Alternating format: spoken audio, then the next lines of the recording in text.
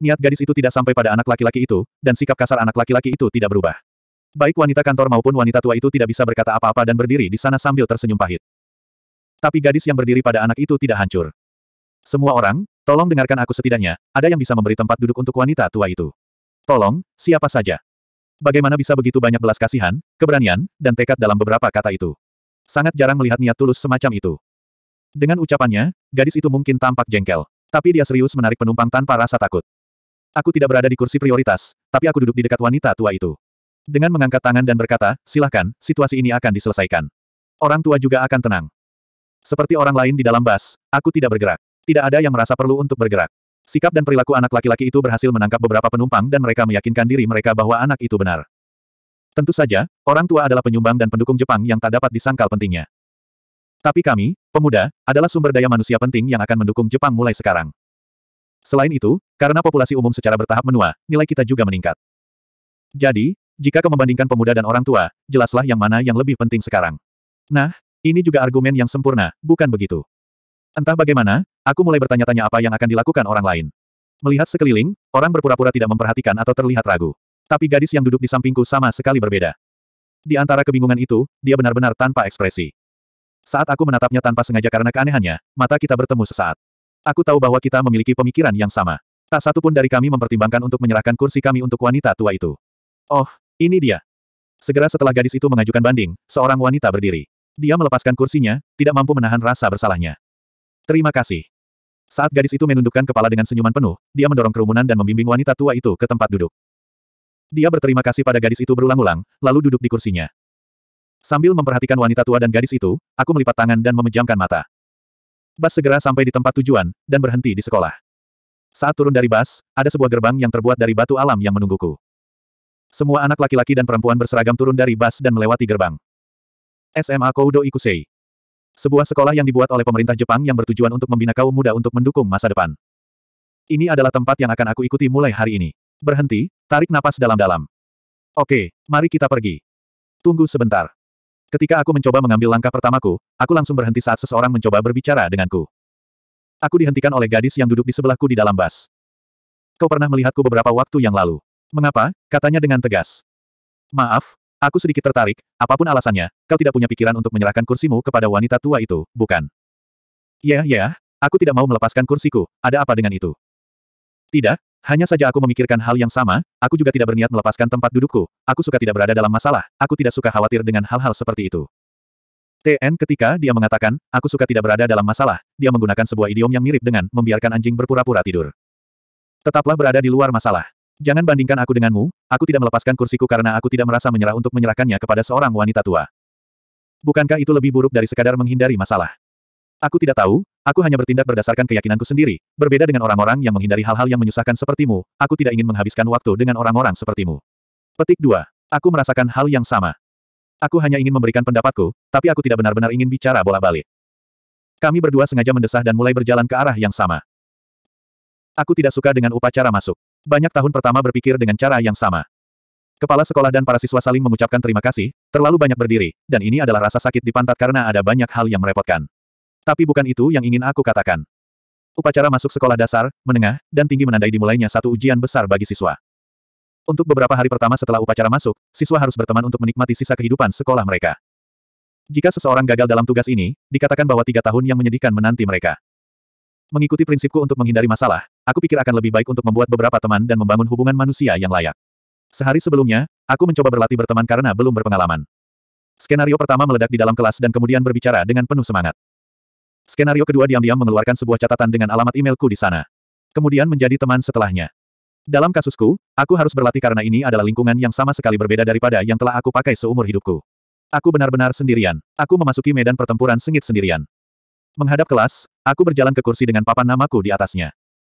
Sebuah kursi ke arah belakang ruangan dan di dekat jendela. Umumnya tempat yang bagus untuk didapatkan. Ruang kelas hanya sekitar setengah penuh. Siswa melihat materi kelas mereka sendiri atau sedang berbicara dengan kenalan dan teman. Sekarang, apa yang harus aku lakukan? Haruskah aku mengenal seseorang selama waktu senggang ini? Duduk beberapa kursi di depanku, seorang anak laki-laki gemuk tampak sendirian, imajinasi egoisku. Dia melepaskan sebuah aura yang berteriak, seseorang berbicara denganku dan menjadi temaku. Lagi, imajinasi egoisku. Namun, jika kau tiba-tiba mendekati seseorang dan berbicara dengan mereka, mereka mungkin akan merasa terganggu. Apakah kau menunggu waktu yang tepat?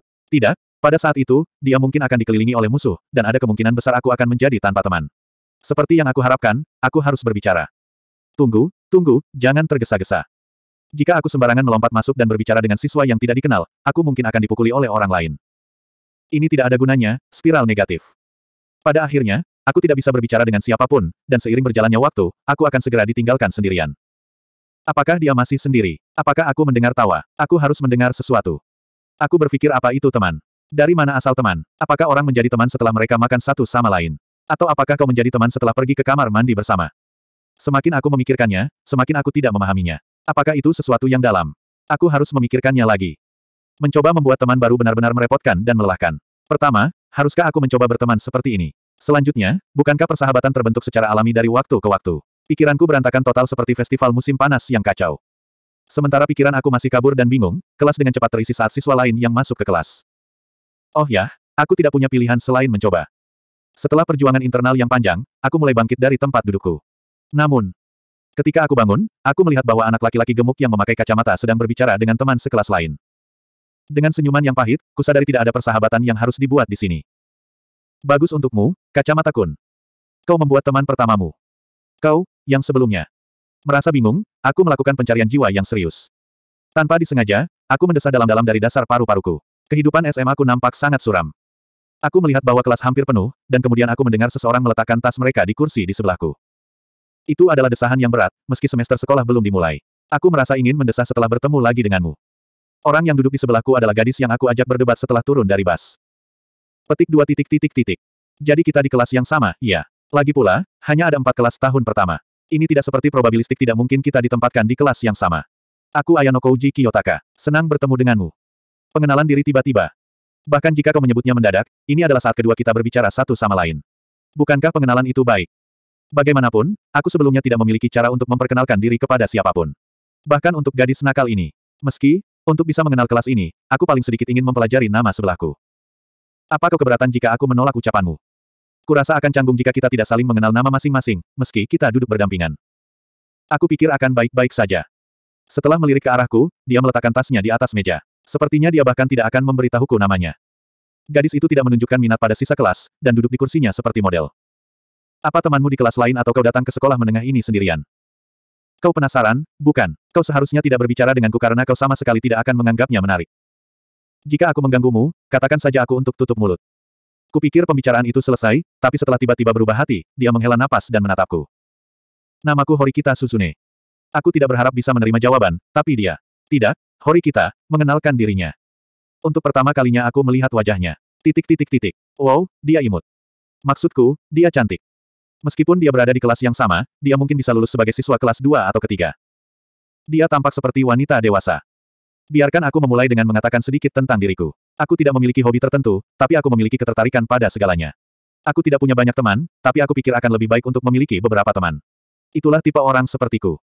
Kedengarannya seperti jawaban dari seseorang yang menghindari situasi yang merepotkan. Aku rasa aku tidak akan menyukai seseorang yang berpikir seperti itu. Rasanya seluruh eksistensiku telah ditolak dalam 1 detik. Aku berdoa agar tidak ada lagi nasib buruk yang menimpaku. Aku bersimpati denganmu, tapi aku rasa itu tidak akan menjadi kenyataan. Aku menunjuk ke pintu kelas. Yang berdiri di sana adalah. Peralatan di kelas ini nampaknya beres. Ruang kelas terlihat seperti rumor yang beredar. Itu adalah anak laki-laki yang berdebat dengan gadis di dalam bus. Petik 2 titik titik titik titik titik titik. Begitu, tentu saja nasib buruk. Sepertinya bukan hanya kita, tapi anak bermasalah itu juga ada di kelas D. Tanpa memperhatikan kita sama sekali, ia duduk di kursi bertuliskan, kunci. Aku ingin tahu apakah dia tahu arti istilah persahabatan. Mari kita coba mengamatinya sebentar. Kunci kemudian menyandarkan kakinya ke meja, mengeluarkan gunting kuku, dan mulai merawat kuku jarinya. Dia bertindak seolah-olah dia satu-satunya orang di sana dan mengabaikan semua lingkungannya. Ucapannya di bas sepertinya berasal dari pemikiran aslinya. Dalam waktu kurang dari 10 detik, lebih dari setengah kelas mundur dari kunci. Bahkan di sini, sikap pentingnya dirinya pun merasuki kelas. Melihat ke sampingku, aku melihat Horikita sedang melihat ke mejanya, membaca salah satu bukunya sendiri. Ups, aku lupa bahwa berbicara bola-bali adalah salah satu dasar untuk mengadakan percakapan. Salah satu kesempatanku untuk berteman dengan Horikita hancur. Mengintip judul buku ini, aku melihat bahwa dia sedang membaca kejahatan dan hukuman. Itu menarik. Entah ada alasan untuk membunuh seseorang atau tidak, ia merencanakan pembunuhan. Mungkin hobi Horikita mirip dengan yang ada di buku ini. Bagaimanapun, sejak perkenalan diri selesai, sepertinya kita tidak akan sering berinteraksi. Setelah beberapa menit, bel pertama berbunyi. Hampir pada saat bersamaan, seorang wanita yang mengenakan jas berjalan masuk ke kelas. Pada kesan pertama, dia tampak seperti guru yang menemukan disiplin kelas yang ketat. Dia terlihat berusia sekitar 30 tahun. Rambutnya yang panjang diikat kembali menjadi ekor kuda. Ahem, selamat pagi murid baru, namaku Chiyabashi Rasae dan aku bertugas di kelas D tahun ini. Aku mengajar sejarah Jepang, sekolah ini tidak mengatur ulang kelas setiap tahun, jadi selama 3 tahun ke depan, aku harap aku bisa mengenal kalian semua. Salam kenal. Meski saat upacara masuk akan menjadi 1 jam dari sekarang di gym, sekarang aku akan membagikan daftar peraturan khusus sekolah ini dan panduan matrikulasi. Dari depan, surat lembaran disebarkan. Di sekolah ini, ada aturan khusus yang membuatnya berbeda dari setiap SMA lainnya. Semua siswa diharuskan tinggal di kampus dan dilarang menghubungi siapapun di luar sekolah.